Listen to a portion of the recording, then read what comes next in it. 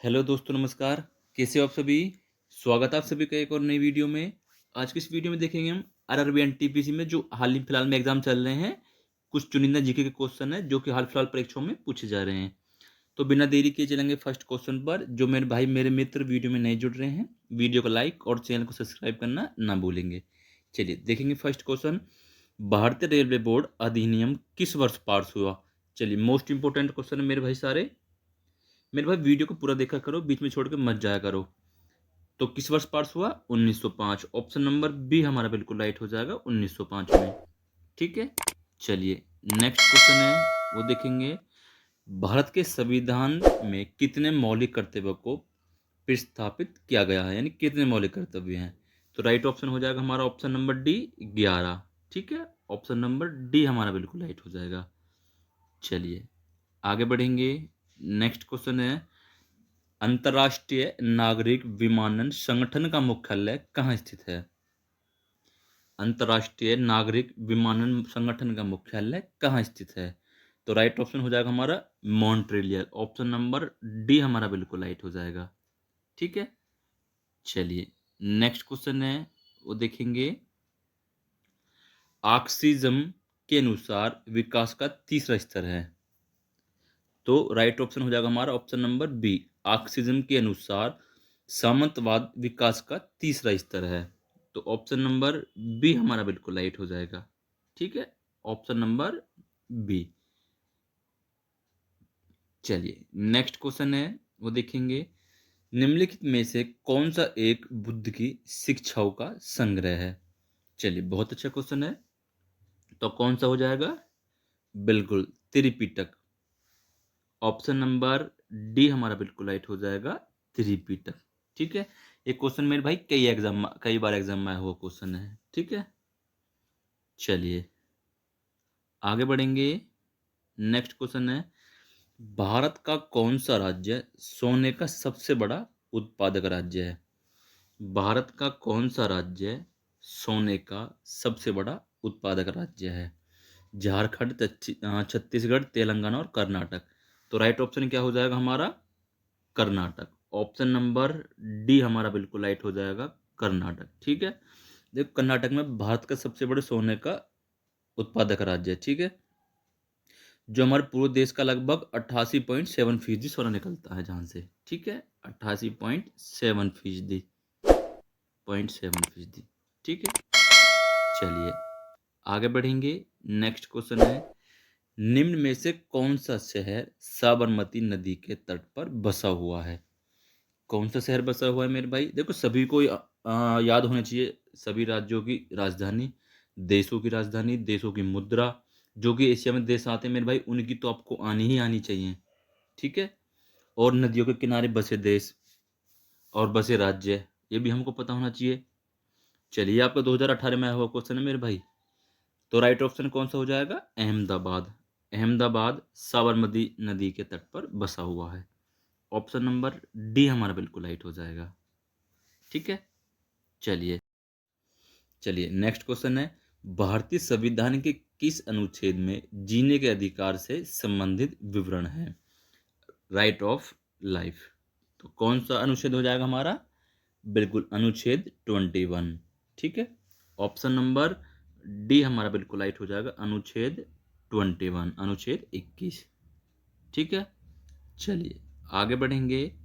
सिंधु नदी और जौस्कर नदी का संगम होता है। सिंधु नदी और जौस्कर नदी का संगम होता है, तो कहाँ होता है मेरे भाई? लद्दाख में।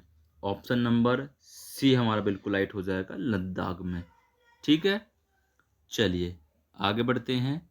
नेक्स्ट क्वेश्चन है, चलिए नेक्स्ट क्वेश्चन है, निम्नलिखित में से कौन चंद्रगुप्त द्वितीय के नवरत्नों में से एक है? तो राइट ऑप्शन क्या हो जाएगा हमारा? Option number D, Varaha Mihir. Option number D हमारा बिल्कुल राइट हो जाएगा। ठीक है, चलिए आगे बढ़ते हैं। नेक्स्ट क्वेश्चन है, national food for work for programme की शुरुआत कब की गई थी? National food for work programme की शुरुआत कब की गई थी? तो 2004 में। ऑप्शन नंबर डी हमारा बिल्कुल राइट हो जाएगा, 2004, 14 नवंबर 2004 में। ठीक है, चलिए आगे बढ़ेंगे। नेक्स्ट क्वेश्चन है, निम्न में से कौन सी भाषा शास्त्रीय द्रविड़ भाषा है? निम्न में से कौन सी भाषा शास्त्रीय द्रविड़ भाषा है? तो कौन सी हो जाएगी? तमिल। ऑप्शन नंबर ए हमारा बिल्कुल राइट हो जाएगा, तमिल। ठीक है, चलिए आगे बढ़ेंगे। नेक्स्ट क्वेश्चन है, नवरोज त्योहार किस धार्मिक समुदाय से संबंधित है? नवरोज त्योहार किस धार्मिक समुदाय से संबंधित है? तो राइट ऑप्शन हो जाएगा हमारा option number A, Parsi. Navroz त्योहार पारसी धर्म से संबंधित है। ऑप्शन नंबर ए हमारा बिल्कुल राइट हो जाएगा।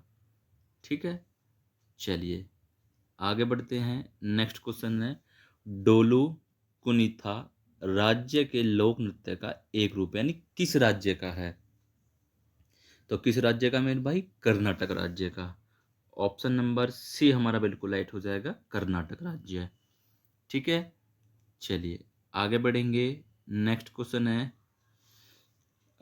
1969 में सरकार ने कितने प्रमुख बैंकों का राष्ट्रीयकरण किया था? 1969 में सरकार ने कितने प्रमुख बैंकों का राष्ट्रीयकरण किया था? तो कितने बैंक हो जाएंगे? ऑप्शन नंबर ए हमारा बिल्कुल राइट हो जाएगा, 14 बैंक, 14 बैंकों का।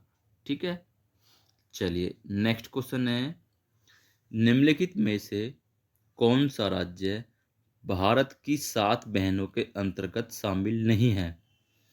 कौन सा राज्य भारत की 7 बहनों के अंतर्गत शामिल नहीं है?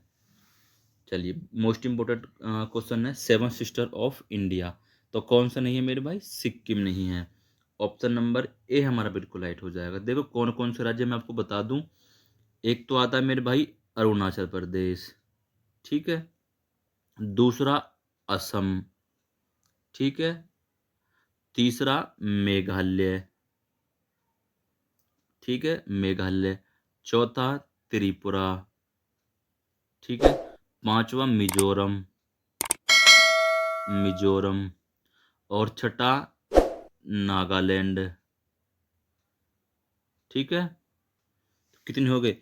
एक, दो, तीन, चार, पाँच, छः, एक और रहेगा मणिपुर, ठीक है, मणिपुर, मणिपुर। ठीक है मेरे भाई, आगे सातो। चलिए आगे बढ़ें। ये नोट भी कर लेना मेरे भाई, ये क्वेश्चन कई बार एग्जाम में आया हुआ क्वेश्चन है। चलिए, बारी दोआब के बीच का क्षेत्र है, बारी दोआब के बीच का क्षेत्र है, तो कौन सा क्षेत्र हो जाएगा? बिल्कुल ब्यास और रावी। ऑप्शन नंबर डी हमारा बिल्कुल राइट हो जाएगा, ब्यास और रावी। ठीक है, चलिए आगे बढ़ते हैं। नेक्स्ट क्वेश्चन है, निम्न में से कौन सी भारत की नवीनतम वलित पर्वत श्रेणी है? निम्न में से कौन सी भारत की नवीनतम वलित पर्वत श्रेणी है? तो कौन सी हो जाएगी? बिल्कुल हिमालय। ऑप्शन नंबर ए हमारा बिल्कुल राइट हो जाएगा, हिमालय। ठीक है, चलिए नेक्स्ट क्वेश्चन है, वो देखेंगे। अलाउद्दीन खिलजी के शासनकाल में राज्य दरबार निम्नलिखित में से किस प्रकार का कर नहीं लगाया गया था? राज्य द्वारा निम्नलिखित में से किस प्रकार का कर नहीं लगाया गया था? तो लघु उद्योग पर कर। ऑप्शन नंबर ए हमारा बिल्कुल राइट हो जाएगा, जो लघु उद्योग थे उन पर कर नहीं लगाया गया था। ठीक है, ऑप्शन नंबर ए। ठीक है, चलिए आगे बढ़ेंगे। नेक्स्ट क्वेश्चन है, हिंदू कुश पर्वत की सबसे ऊंची चोटी कौन सी है? हिंदू कुश पर्वत की सबसे ऊंची चोटी कौन सी है? तो कौन सी हो जाएगी? तिरिक Tirichmir. Option number D, Tirichmir. ठीक है, ऑप्शन नंबर डी हमारा बिल्कुल राइट हो जाएगा। चलिए आगे बढ़ते हैं। नेक्स्ट क्वेश्चन है, एनी बेसेंट ने बनारस में सेंट्रल हिंदू कॉलेज की स्थापना की, जिसे बाद में भी उन्होंने को सौंपा दिया। तो किसको सौंपा दिया? बिल्कुल Madan Mohan Malviya. Option number D हमारा बिल्कुल राइट हो जाएगा, मदन मोहन मालवीय। ठीक है, चलिए आगे बढ़ेंगे। नेक्स्ट क्वेश्चन है, चतुर्भुज स्तंभ कहाँ स्थित है? सिंह चतुर्भुज स्तंभ कहाँ स्थित है? तो कहाँ हो जाएगा मेरे भाई? ऑप्शन नंबर सी हमारा बिल्कुल राइट हो जाएगा, सारनाथ में। कहाँ? सारनाथ में। देखो, महात्मा बुद्ध ने जब ज्ञान प्राप्ति के बाद अपना पहला उपदेश सारनाथ में दिया था, जिसे उस समय धम्म चक्र परिवर्तन कहा गया है। ठीक है, चलिए आगे बढ़ेंगे। नेक्स्ट क्वेश्चन है, हेली धूमकेतु यानी पुच्छल तारा लगभग कितने वर्षों बाद नजर आता है? तो कितने वर्षों बाद नजर आता है मेरे भाई? 76 वर्षों बाद। ऑप्शन नंबर ए हमारा बिल्कुल राइट हो जाएगा, 76 वर्षों बाद। चलिए आगे बढ़ेंगे। नेक्स्ट क्वेश्चन है, निम्नलिखित में से भारतीय संविधान का कौन सा अनुच्छेद शोषण के विरुद्ध अधिकार प्रदान करता है? शोषण के विरुद्ध अधिकार प्रदान करता है। तो कौन सा हो जाएगा राइट ऑप्शन हमारा? ऑप्शन नंबर डी हमारा बिल्कुल राइट हो जाएगा, अनुच्छेद 23। ठीक है, चलिए आगे बढ़ेंगे। नेक्स्ट क्वेश्चन है, वो देखेंगे, निम्नलिखित में से कौन सा भारत का सबसे पुराना उच्च न्यायालय है? भारत का सबसे पुराना उच्च न्यायालय कौन सा है? तो सबसे पुराना उच्च न्यायालय पटना, बिहार, दिल्ली, बॉम्बे, कोलकाता, कौन सा हो जाएगा?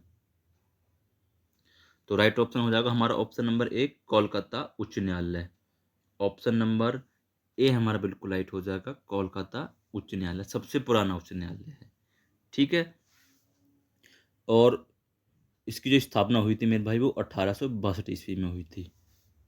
ठीक है, ये भी हमको पता होना बहुत ज़रूरी है। चलिए आगे बढ़ते हैं। अच्छा चलिए, कोई बात नहीं। तो आज की वीडियो में मेरे भाई इतना ही। सभी की वीडियो कैसी रही, सभी वीडियो को लाइक और चैनल को सब्सक्राइब करना ना भूलें। धन्यवाद।